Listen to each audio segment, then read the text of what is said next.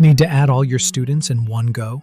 With BestoLMS, you can do it quickly, accurately, and without a single manual entry. Let's get started. Before you begin, make sure you've already added your classes and parents, as the student upload process depends on them. From your dashboard, click on Excel Import tab. Since we're adding students, download the Students Excel template from here.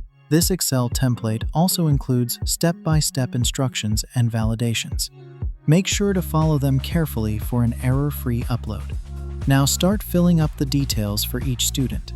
Username, first and last name, email and phone number, address, gender, written in all caps, date of birth, blood group, parents, username, class name, roll number, father's name and mother's name, emergency contact number and emergency contact person's name. Once you've filled in all the details, save your Excel file. Now, go back to the BestoLMS dashboard. Select the Student Import template and upload your Excel file.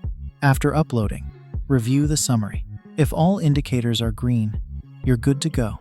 Click on Import Records, and that's it.